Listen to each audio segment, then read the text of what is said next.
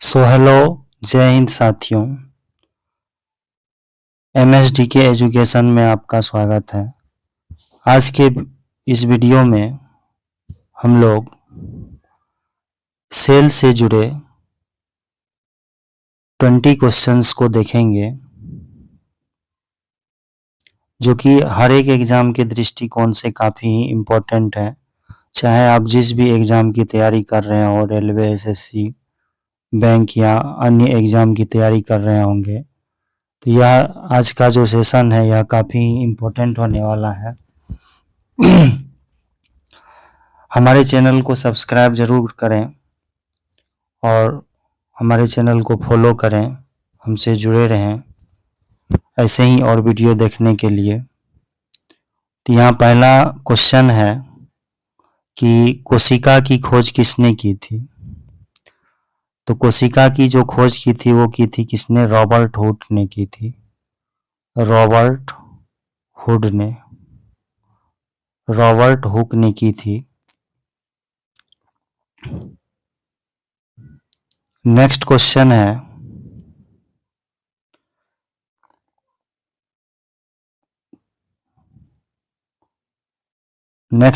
है कोशिका का नियंत्रण केंद्र कौन सा होता है?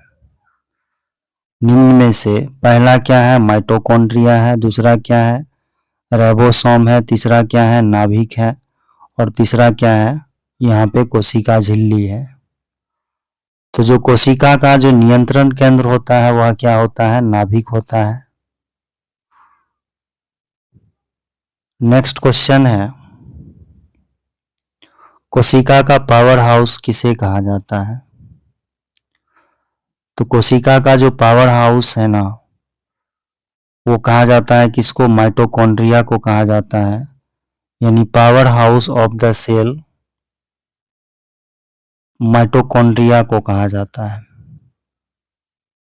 Power house of the cell.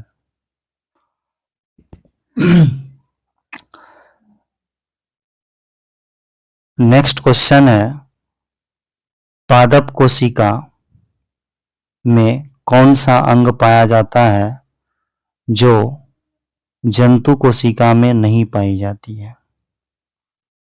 जो जंतु कोशिका में नहीं होता है। पादप कोशिका में कौन सा अंग पाया जाता है जो जंतु कोशिका में नहीं होता? यानी कि यहाँ कह रहा है कि प्लांट सेल में ऐसा कौन सा जो है अंग जो है वो नहीं पाया जाता है जो कि एनिमल सेल में नहीं होता। तो वह क्या होता है? क्लोरोप्लास्ट होता है। क्या होता है? क्लोरोप्लास्ट। यानी कि बाद बाकी ये सब जो है जैसे कि माइटोकॉन्ड्रिया है, नाभिक है, राइबोसोम है, तो ये प्लांट सेल और एनिमल सेल दोनों में क्या होता है? पाया जाता है। ये कॉमन होता है सेल के अंदर। नेक्स्ट क्वेश्चन है कोशिका की बाहरी परत को क्या कहा जाता है? कोशिका की बाहरी परत को क्या कहते हैं? तो कोशिका की जो बाहरी परत होती है उसे क्या कहा जाता है? कोशिका झिल्ली कहा जाता है। यानी कि क्या होता है कि सेल मेम्ब्रेन होता है। सेल मेम्ब्रेन क्या होता है? सेल मेम्ब्रेन होता है कोशिका झिल्ली। तो यहाँ ऑप्शन नंबर क्या हो जाएगा? बी हो जाएगा। नेक्स्ट क्वेश्चन है डीएनए कहाँ पाया जाता है? डीएनए कहाँ पाया जाता है? तो डीएनए जो पाया जाता है वो नाभिक में पाया जाता है। कहाँ पाया जाता है? नाभिक में। डीएनए कहाँ पाया जाता है? नाभिक के अंदर पाया जाता है। नेक्स्ट क्वेश्चन है कोशिका का तरल भाग क्या कहलाता है? कोशिका का तरल भाग क्या कहलाता है? तो जो कोशिका का तरल भाग होता है वह क्या कहलाता है? साइटोप्लाज्म कहलाता है। क्या कहलाता है? साइटोप्लाज्म। यहाँ ऑप्शन नंबर क्या हो जाएगा? ए हो जाएगा। नेक्स्ट क्वेश्चन है राइबोसोम का मुख्य कार्य क्या होता है? राइबोसोम का मुख्य कार्य क्या होता है? तो जो राइबोसोम होता है, राइबोसोम का मुख्य कार्य होता है प्रोटीन का संश्लेषण करना, यानी प्रोटीन को ये क्या करता है, सिंथेसाइज करता है। प्रोटीन को क्या करता है, ये सिंथेसाइज करता है, यानी कि यहाँ पे ऑप्शन नंबर बी हो जाएगा। नेक्स्ट क्वेश्चन है, प्लांट सेल की दीवार किससे बनी होती है? तो जो प्लांट सेल की दीवार होती है, यानी कि जो सेल वाल होता है, वह सेल्यूलोज का बना होता है। किसका बना होता है? सेल्यूलोज का बना होता है। तो यहाँ ऑप्शन नंबर क्या हो जाएगा, सी हो जाएगा। नेक्स्ट क्वेश्चन है, कोशिका सिद्धांत किसने दिया था? कोशिका का जो सिद्धांत है वो किसने दिया था? तो वो दिया था मैथिस लाइडेन और थियोडोर श्वान ने दिया था। तो यहाँ पे ऑप्शन नंबर क्या हो जाएगा, ए हो जाएगा। नेक्स्ट क्वेश्चन है, सबसे छोटी जीवित इकाई क्या है? तो जो सबसे छोटी जीवित इकाई है, लिविंग यूनिट जो है, वह क्या कहलाता है? वह कहलाता है कोशिका कहलाती है। क्या कहलाती है? कोशिका कहलाती है। कोशिका यानी कि सेल, यानी कॉम्बिनेशन ऑफ सेल जो होता है वो क्या कहलाता है? टिश्यू कहलाता है। यानी बहुत सारे सेल मिलकर के क्या बनाते हैं? टिश्यू बनाते हैं। और जो टिश्यू मिलकर के जो है क्या बनता है? ऑर्गन बनता है। और जो है ऑर्गन को मिलकर के क्या बनता है? ऑर्गन सिस्टम बनता है। क्या बनता है? ऑर्गन सिस्टम बनता है। और ऑर्गन सिस्टम को मिलकर के जो है क्या बनता है? ऑर्गेनिज्म बनता है, यानी कि जीव बनता है। तो इसलिए यहाँ पे जो सबसे छोटी जीवित इकाई होगी वह क्या हो जाएगी? कोशिका। ऑप्शन नंबर बी सही हो जाएगा। नेक्स्ट क्वेश्चन है, लाइसोसोम का मुख्य कार्य क्या होता है? जो लाइसोसोम है, लाइसोसोम का मुख्य कार्य क्या होता है? तो लाइसोसोम का जो मुख्य कार्य होता है वह क्या होता है? अपशिष्ट का पाचन करना। क्या होता है? अपशिष्ट का पाचन करना। तो यहाँ पर जो है आंसर कौन सा चला जाएगा? ऑप्शन नंबर बी चला जाएगा।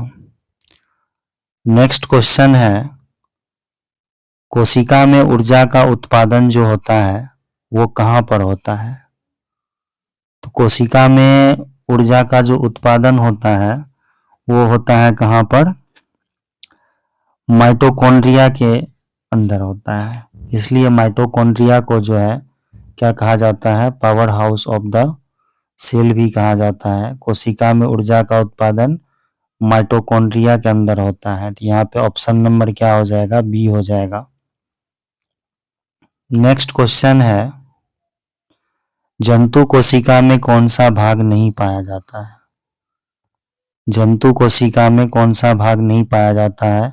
तो जो जंतु कोशिका में जो है वो सेल वाल, यानी कि जो कोशिका भित्ति होती है वह नहीं पाई जाती है। नेक्स्ट क्वेश्चन है, क्लोरोफिल कहाँ पाया जाता है? क्लोरोफिल कहाँ पाया जाता है? तो क्लोरोफिल जो है वो क्लोरोप्लास्ट के अंदर पाया जाता है। कहाँ पाया जाता है? क्लोरोप्लास्ट। नेक्स्ट क्वेश्चन है, कोशिका का आकार कैसा होता है? कोशिका का जो आकार होता है वह डिफरेंट टाइप का होता है। विभिन्न प्रकार की कोशिकाएं होती हैं। नेक्स्ट क्वेश्चन है कि वैक्यूल का मुख्य कार्य क्या है? तो वैक्यूल का जो मुख्य कार्य होता है वह होता है क्या? पदार्थों का संग्रह करना। क्या होता है? पदार्थों का संग्रह करना। यानी कि जो ये वैक्यूल है, वैक्यूल क्या करता है? सब्सटेंस को जो है कलेक्ट करने का काम करता है। नेक्स्ट क्वेश्चन है, गोल्जी बॉडी, जो गोल्जी बॉडी है, गोल्जी बॉडी का जो कार्य है यानी कि जो फंक्शन है वो क्या है? गोल्जी बॉडी क्या करता है? प्रोटीन का पैकेजिंग करता है। तो यहाँ पे ऑप्शन नंबर बी चला जाएगा। नेक्स्ट क्वेश्चन है, कोशिका विभाजन के दौरान यानी जो सेल डिवीजन है, तो सेल डिवीजन के दौरान जो है डीएनए कहाँ से नियंत्रित होता है? तो सेल डिवीजन के दौरान डीएनए का जो नियंत्रित होता है वो होता है नाभिक के द्वारा होता है। कहाँ से होता है? नाभिक से होता है। नेक्स्ट क्वेश्चन है, कोशिका झिल्ली का, जो कोशिका झिल्ली होती है, जो सेल मेम्ब्रेन होता है, उसका कार्य क्या होता है? तो सेल मेम्ब्रेन का मुख्य कार्य होता है पदार्थों का आवागमन नियंत्रित करना। पदार्थों का आवागमन नियंत्रित करना। Thank you for watching this video. ऐसे ही और वीडियो देखने के लिए हमारे चैनल को सब्सक्राइब करें, वीडियो को शेयर करें और लाइक करें। Have a good day. Thank you.